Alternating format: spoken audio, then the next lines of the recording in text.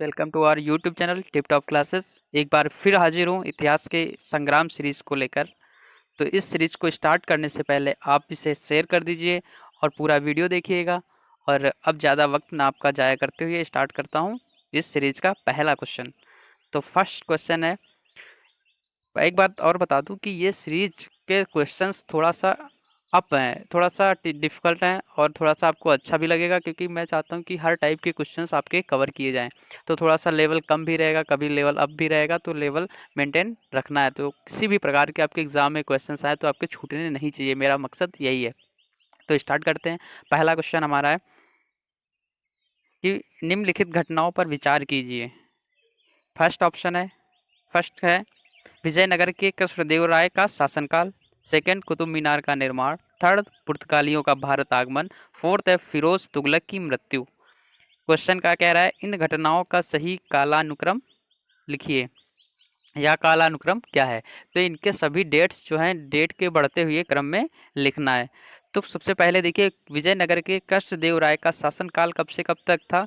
याद रखिए 1509 से 30 तक था। सेकंड है कुतुब मीनार का निर्माण। आप लोगों को पता है कुतुब मीनार कब हुआ था निर्माण, 1206 से 1210 के बीच में कुतुबुद्दीन ऐबक जिंदा था तो उसने ही कुतुब मीनार का निर्माण कराया था। फिर है थर्ड ऑप्शन, पुर्तगालियों का भारत आगमन। तो पुर्तगाली भारत कब आए, 1498। कौन आया था, वास्को डिगामा आया था। कहाँ पहली बार आया था, तो कालीकट पहुंचा था। कालीकट में उसका भव्य स्वागत किसने किया था। ये भी आपका क्वेश्चन आता है कि कालीकट में वास्को डिगामा का भव्य स्वागत किसने किया। तो याद रखिएगा जमोरिन ने किया था। फिर आपका है फिरोज तुगलक की मृत्यु कब होती है। फिरोज तुगलक की मृत्यु 1388 ईस्वी में मृत्यु होती है। तो इस हिसाब से देखिए, सबसे पहले कौन सी घटना हुई, 1296। सबसे पहले क्या हो जाएगा, दूसरा नंबर आएगा। दूसरा, फिर कौन सी घटना होती है, 1388 वाली घटना होती है। तो फिर क्या, चौथा आएगा। फिर कौन सी घटना होती है, फिर 1498 तीसरी घटना होती है। और फर्स्ट पॉइंट लास्ट में। तो इस सीरीज में कौन सा आपका ऑप्शन सही है, 2431। 2431 आपका फर्स्ट ऑप्शन सही हो जाएगा। चलिए चलते हैं नेक्स्ट क्वेश्चन की ओर। ये आपका दिया गया है इसका एक्सप्लेनेशन। नेक्स्ट क्वेश्चन देखते हैं। क्वेश्चन है, थोड़ा सा पूरा क्वेश्चन दिख जाए आपको। सेकंड क्वेश्चन है, 40 सूची फर्स्ट को सूची सेकंड से सुमिलित कीजिए और सूचियों के नीचे दिए गए कूट का प्रयोग कर सही उत्तर चुनिए। एक तरफ सूची आपकी फर्स्ट दी गई और सूची सेकंड दी गई है। तो पहले में क्या है, इक्ता, जागीर, अमरम, मोकस, ये क्या थे, ये सारे लगाए गए रूल थे। या चाहे सल्तनत कालीन हो शासक, या मुगल कालीन हो, या मराठा हो, या कोई भी कालीन शासक हो, तो उनके द्वारा लगाए गए रूल हैं। तो यह विभाग बनाए गए, क्या थे रूल। और दूसरी तरफ उनके शासन किए गए, किसने कौन सा रूल स्टार्ट किया। तो यहाँ पर देखते हैं, एक बात बता दें, ये सारे रूल इक्ता, जागीर, अमरम, मोकस, ये सारे रूल कौन से हैं। इन सभी रूलों का मतलब है, राजा क्या करता था, जब उसके पास पर्याप्त वेतन नहीं होता था तो राजा अपने सैनिकों को या अपने सूबेदारों को, जो भी होते हैं, तो उनको क्या करता था, वेतन के रूप में, उनको क्या करता था, वेतन के रूप में जमीन दे देता था, जमीन दे देता था। इन सभी का ये मतलब होता है, एकता में भी जमीन दे देता था, सैनिकों को वेतन के रूप में जमीन दिया जाता था।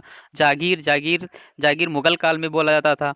तो इसके रूप इसमें भी क्या होता था, सूबेदारों को जागीर कहते हैं ना कि तुम कितने जागीर के मालिक हो, तो वो वही चीज़ जागीर यानी कितने भूमि के मालिक हो, तो वो भी जागीर मुगल काल में भूमि के रूप में दे दिया जाता था। अमरम क्या था, अमरम में भी सैनिकों को दिया जाने वाला वेतन के रूप में जमीन था। मोकस क्या था, ये भी जमीन के रूप में दिया जाने वाला टुकड़ा था। तो देखते हैं कौन किसके काल में टुकड़े दिए जाते थे। तो याद रखिए, इक्ता, इक्ता की शुरुआत किसने की थी, दिल्ली के सुल्तान। सेकंड ऑप्शन यहाँ पर है, ए का सेकंड। तो ये किसने स्टार्ट किया था, इक्ता, दिल्ली के सुल्तान ने। जागीर किसके काल में शुरू हुआ था, तो मुगल काल में जागीर शुरुआत की गई थी। अमरम विजयनगर में एक तुलु वंश था, विजयनगर में तुलु वंश हुआ, तुलु वंश में ही ये अमरम स्टार्ट किया गया था। तो आपका हो जाता है फोर्थ। और डी ऑप्शन आपका हो जाता है फर्स्ट, मराठा। तो ये आपका कौन सा सही होता है? 2341, 2341। तो यहाँ पर बी ऑप्शन सही हो जाएगा। ध्यान रखिएगा, अच्छे क्वेश्चन है आज के। थोड़ा सा मैंने बोला पहले ही कि थोड़ा सा टिपिकल क्वेश्चन हैं, याद रखने वाले हैं, अच्छे एग्जाम में आते हैं, काफ़ी एग्जाम में पूछे भी गए हैं। थर्ड क्वेश्चन है, निम्नलिखित में से कौन सिख गुरु हरकिशन के उत्तराधिकारी थे? निम्नलिखित में कौन गुरु हरकिशन के उत्तराधिकारी थे? तो ध्यान, फर्स्ट ऑप्शन है आपका गुरु अंगद देव, सेकंड ऑप्शन है गुरु तेग बहादुर, थर्ड ऑप्शन है गुरु हरगोविंद एंड लास्ट ऑप्शन आपका है गुरु अमरदास। ध्यान रखिएगा, सही ऑप्शन आपका है गुरु तेग बहादुर। गुरु तेग बहादुर सिख गुरु हरकिशन के उत्तराधिकारी थे। नीचे आपका एक्सप्लेनेशन दिया गया था कि गुरु तेग बहादुर गुरु हरकिशन के उत्तराधिकारी थे। वे सिखों के 9वें गुरु थे। उन्होंने कश्मीरी पंडितों तथा अन्य गैर मुस्लिमों का जबरन इस्लामी होने का विरोध किया, क्योंकि उस समय क्या औरंगजेब था शासक। औरंगजेब ने क्या किया था, स्टार्ट कर दिया था, जो मुस्लिम नहीं होते थे, जो मुस्लिम नहीं होते थे उनको, या सिख होते थे या हिंदू होते थे, उनको जबरन क्या किया, स्टार्ट कर दिया इस्लाम धर्म अपनाना। इस्लाम धर्म अपनाना जबरन शुरू कर दिया। तो इन्होंने इस चीज़ का विरोध किया था। और बाद में क्या हुआ कि इन्होंने इस्लाम धर्म का औरंगजेब ने दिल्ली में 24 नवंबर 1675 में इस्लाम धर्म न स्वीकार करने के कारण उन्हें मृत्यु दंड दे दिया था। मृत्यु दंड दे दिया था। क्यों दे दिया था? क्योंकि इन्होंने इस्लाम धर्म नहीं स्वीकार किया था। पहली बात, ये लोग क्या करते थे, औरंगजेब को भी मुस्लिम शासक जो कंट्री से आए हुए थे, वो अपने इस्लाम धर्म का प्रचार प्रसार ज़्यादा करते थे, अपनी प्रचार प्रसार पर महत्वता देते थे। तो जो लोग उनके इस्लाम धर्म को स्वीकार कर लेता था उनके लिए तो ठीक है, जो नहीं स्वीकार करता था उनके लिए कड़े अत्याचार किए जाते थे। तो लोग जबरन ही इस्लाम धर्म को स्वीकार कर लेते थे। नेक्स्ट क्वेश्चन की ओर हम लोग चलते हैं अपने। फोर्थ क्वेश्चन है, निम्नलिखित में से कौन सा सुमेलित है? थोड़ा सा छोटा कर लें जिससे आपका पूरा दिख जाए। निम्नलिखित में से कौन सा सुमेलित है? इधर व्यक्ति दी गई हैं और इधर घटनाएं दी गई। दिखाना कि किस व्यक्ति के काल में कौन सी घटनाएं हुई थी। तो पहले देखते हैं, सोमनाथ को किसने लूटा था? क्या सोमनाथ को महमूद गजनवी ने लूटा था? सुल्तान महमूद। तो आपको पता है कि महमूद गजनवी में सोमनाथ मंदिर को लूटा था। ये आपका एकदम सही है। सेकंड पर है, मोहम्मद गोरी सिंध पर विजय किया था। किसने सिंध पर विजय किया? तो आपको मैंने क्वेश्चन बता चुके, यही इसलिए कहता हूँ कि डेली के डेली सीरीज देखा करिए। क्या है कि क्वेश्चंस रिपीट होने लगते हैं, कहीं ना कहीं वो क्वेश्चंस मिल जाते हैं। तो मैंने बहुत अच्छे से ये चीज़ बताया कि सिंध पर किसने विजय प्राप्त की थी। तो सिंध पर विजय प्राप्त की थी मोहम्मद बिन कासिम ने। मोहम्मद बिन कासिम ने सिंध पर विजय की थी। कब विजय की थी? 712 में राजा दाहिर को हरा करके। तो यहाँ पर यह हमारा गलत हो जाए कि मोहम्मद गोरी ने नहीं, ये किया था मोहम्मद बिन कासिम ने। अलाउद्दीन खिलजी है। बंगाल में विद्रोह किसके काल में हुआ? तो बंगाल में काफ़ी विद्रोह होते रहते थे, तो अलाउद्दीन खिलजी के काल में भी बंगाल में विद्रोह हुआ।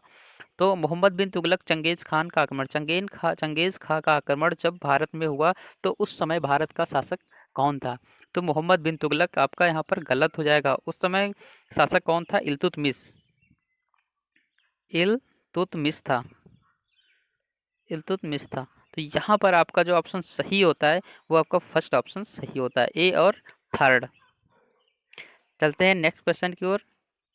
फिफ्थ क्वेश्चन है हमारा, भारतीय इतिहास के मध्यकाल में बंजारे सामान्यतः कौन थे? बंजारे कौन थे? ये क्वेश्चन अच्छा क्वेश्चन है। आप देख रहे हैं आईएएस प्रीलिम्स में 2016 में पूछा गया। तो बंजारे कौन होते थे? आपने गांव में भी देखा होगा, गांव में क्या करते हैं बंजारे, आज भी आते रहते हैं, जानवरों को लेकर के जानवर खरीदते हैं या बदलते हैं या बेचते हैं, कैसे भी ऐसे काम करते हैं। तो बंजारों का काम कृषक का होता था। बंजारे कौन होते थे? क्या किसान होते थे? क्या वीर योद्धा होते थे? या बुनकर होते थे? या फिर व्यापारी होते थे? तो आपका सही ऑप्शन यहाँ पर है, बंजारे कौन होते थे? बंजारे व्यापारी होते थे। तो एक्सप्लेनेशन देख लेते हैं। भारत में बंजारे ट्रांसपोर्टरों का सामान एक स्थान से दूसरे स्थान तक ले जाते थे। ठीक है, और वे सामान ले जाते थे, सामान में क्या होता था? नमक, अनाज, जलाऊ, लकड़ी और पशु भी शामिल होते हैं। तो बंजारे क्या करते थे? नमक, अनाज, जलाऊ, लकड़ी और पशु व्यापार करते थे। ये क्या था? आज भी आप देखते हैं बंजारे, बोला जाता है बंजारा आते हैं हमारे वहाँ गाँव में, तो वो पशु लेकर के आया करते हैं। तो बंजारे पशु, ये सारे व्यापारी जो थे वो क्या कहलाते थे? बंजारे कहलाते थे। अतः बंजारे खाना बदोश व्यापारी थे। ठीक है। अतः बंजारे खानाबदोश व्यापारी थे। खानाबदोश का तात्पर्य है कि वह अपनी जीविका चलाने के लिए व्यापार करते थे। कोई एक ही उनका कोई व्यापार नहीं था, क्योंकि वो अपने जीविका चलाने के लिए नमक का भी व्यापार करने लगते थे, अनाजों का व्यापार, पशुओं का व्यापार करने लगते थे। ये हमारा तो सही आंसर है यहाँ पर, बंजारे जो होते थे व्यापारी होते थे मध्यकाल में। चलते हैं नेक्स्ट क्वेश्चन की ओर। नेक्स्ट क्वेश्चन है हमारा, चित्तौड़गढ़ में विजय स्तंभ टावर ऑफ विक्ट्री किसने बनवाया? चित्तौड़गढ़ में विजय स्तंभ टावर ऑफ विक्ट्री किसने बनवाया? अच्छा क्वेश्चन है, एसएससी सीजीएल 2017 में पूछा गया क्वेश्चन है। फर्स्ट ऑप्शन आपका होता है महाराणा प्रताप, सेकेंड ऑप्शन होता है आपका राणा कुंभाल, थर्ड ऑप्शन है राणा सांगा एंड लास्ट ऑप्शन है कुंवर दुर्जन सिंह। तो ध्यान रखिए सही ऑप्शन आपका जो होता है वो राणा कुंभा है। राणा कुंभा 1433 से 1468 ईस्वी मेवाड़ राज्य के शासक थे। उन्होंने चित्तौड़गढ़ में विजय स्तंभ का निर्माण करवाया। तो यह विजय स्तंभ कहाँ बना है? चित्तौड़गढ़, ध्यान रखिएगा चित्तौड़गढ़ में ये विजय स्तंभ बनवाया है। यह 9 मंजिलों वाला स्तंभ है, ये 9 मंजिल का स्तंभ है, 37 मीटर ऊंचा भी है। इसका निर्माण 1448 ईस्वी में हुआ था। ठीक है, तो सही ऑप्शन आपका होता है विजय स्तंभ tower of victory Rana Kumbha ने बनवाया था। कब? 1448 ईस्वी में। ये 9 मंजिला था और विजय स्तंभ का निर्माण इन्होंने मेवाड़ के शासक राणा कुंभा ने करवाया। 37 मीटर ये ऊंचा था।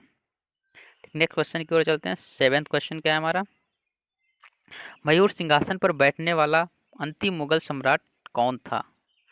मयूर सिंहासन पर बैठने वाला अंतिम मुगल सम्राट कौन था? फर्स्ट ऑप्शन आपका होता है शाह आलम प्रथम, सेकंड ऑप्शन है मोहम्मद शाह, थर्ड ऑप्शन है बहादुर शाह, लास्ट ऑप्शन है जहांदर शाह। तो आपका सही आंसर जो है वो है सेकंड ऑप्शन मोहम्मद शाह। मोहम्मद शाह आपका सही ऑप्शन है। मयूर सिंहासन पर बैठने वाला अंतिम मुगल सम्राट मोहम्मद शाह हुआ। 1719 से 1748 ईस्वी ने शासन किया। इस शासन सिंहासन का निर्माण किसने करवाया था? वो शाहजहां ने निर्माण किया था मयूर सिंहासन का। इस सिंहासन को 1739 ईस्वी में ईरान का शासक नादिर शाह लूटकर ईरान चला गया। कई क्वेश्चन आपके बन रहे हैं यहाँ पर, ध्यान रखिएगा। ये मयूर सिंहासन पर बैठने वाला अंतिम मुगल सम्राट कौन था? मोहम्मद शाह। तो मयूर सिंहासन का निर्माण किसने कराया था? शाहजहां ने करवाया। और इसे लूट कर कौन ले गया? तो ईरान का शासक नादिर शाह लूट कर ले गया। तो मयूर सिंहासन 3.5 गज लंबा, 2 गज चौड़ा और 5 गज ऊंचा था। इस प्रकार आपके 2-3 क्वेश्चन यहाँ से भी कवर हो जाते थे। चलते हैं नेक्स्ट क्वेश्चन की ओर। 8th क्वेश्चन है, वर्ष 1613 ईस्वी में अंग्रेजी ईस्ट इंडिया कंपनी को कहाँ एक कारखाना स्थापित करने की अनुमति मिली? कहाँ पर इन्होंने अपना एक कारखाना स्थापित किया? बेंगलोर में किया, बी मद्रास में किया, सी मसूलीपट्टनम में किया और डी सूरत में किया। तो ध्यान रखिएगा 1613 ईस्वी में ब्रिटिश ईस्ट इंडिया कंपनी को सूरत में एक कारखाना स्थापित करने की अनुमति मिली। सूरत सही ऑप्शन है। तो किसने दी थी? वो जहांगीर ने दी थी। किसने दिया अनुमति? वो अनुमति जहांगीर ने दी थी। 1613 ईस्वी में ईस्ट इंडिया को कंपनी को एक कारखाना स्थापित करने की अनुमति सूरत में जहांगीर ने दी। आपके 3 क्वेश्चन यहाँ से कवर हो रहे हैं। चलते हैं 9th क्वेश्चन की ओर। 9th 10th यहीं पर आपके ये क्वेश्चन इसी में दिए गए हैं। 9th क्वेश्चन का, इनमें से कौन गजनी राजवंश का संस्थापक था? फर्स्ट ऑप्शन है अलप्तगीन, सेकंड ऑप्शन है महमूद, थर्ड ऑप्शन है अलप्तगीन, महमूद गजनवी, सुबुक्तगीन या इस्माइल। 4 ऑप्शन आपके दिए गए। इनमें से सही ऑप्शन जो होता है, गजनी राजवंश की स्थापना किया था अलप्तगीन ने। अलप्तगीन का बेटा सुबुक्तगीन होता है, सुबुक्तगीन का बेटा है महमूद गजनवी। ठीक है, तो यहाँ पर इनमें से कौन गजनी राजवंश का संस्थापक था? तो अलप्तगीन आपका आंसर सही होता है। तो गजनी राजवंश का संस्थापक अलप्तगीन था। जब अबुल मलिक की मृत्यु हो गई, तब अलप्तगीन ने अफगानिस्तान के पास एक नया राज्य स्थापित किया और गजनी को अपनी राजधानी बनाया। चलते हैं, लास्ट क्वेश्चन आज का है। अच्छा, बहुत इंपॉर्टेंट क्वेश्चन है, काफ़ी एग्जाम में पूछा जाता है। महमूद गजनवी का दरबारी इतिहासकार कौन था? फर्स्ट ऑप्शन हसन निज़ामी, सेकंड ऑप्शन है उतबी, थर्ड ऑप्शन है फिरदौसी और लास्ट ऑप्शन है चंदर बरदाई। तो यहाँ पर महमूद गजनवी का दरबारी इतिहासकार उतबी है। सही ऑप्शन आपका उतबी होता है। तो इसका एक्सप्लेनेशन देखते हैं। महमूद गजनवी शिक्षित एवं सुसभ्य शासक था। वह विद्वानों एवं कलाकारों का सम्मान करता था। उसके दरबार में इतिहासकार उतबी था। इसमें इतिहासकार अलबरूनी भी इसके दरबार में था। तो 3 क्वेश्चन इस टाइप के बन जाते हैं। महमूद गजनवी का दरबारी इतिहासकार कौन था? उतबी आंसर हो गया। तो उतबी किसके दरबार का इतिहासकार था? तो हो जाएगा महमूद गजनवी। या किसी पूछ लिया कि अलबरूनी किसके दरबार में था? तो महमूद गजनवी के दरबार में था। ये आपके 2-3 क्वेश्चन यहाँ से भी बन जाते हैं इस टाइप के। तो यहीं पर हमारा ये आज का वीडियो ख़त्म होता है। तो आप अगले वीडियो का जल्दी से जल्दी आएगा उसका वेट करिए, और जो भी वीडियो आए तुरंत उसको देखा करिए, दोस्तों को शेयर किया करिए। आपके मैंने बताया कि कोई भी वीडियो आप देखते हैं तो आपके काफ़ी क्वेश्चंस कवर होते हैं। सारे क्वेश्चन रिपीट होने लगेंगे, आपने देखना लगभग, अगर आपके 20 से 25 से वीडियो हो गई तो सारे क्वेश्चंस आपके लगभग कवर होने लगेंगे। आपसे कोई भी क्वेश्चन इतनी जल्दी नहीं छूटेगा अगर सभी आपने क्वेश्चंस देखे हुए हैं। Okay, thank you class.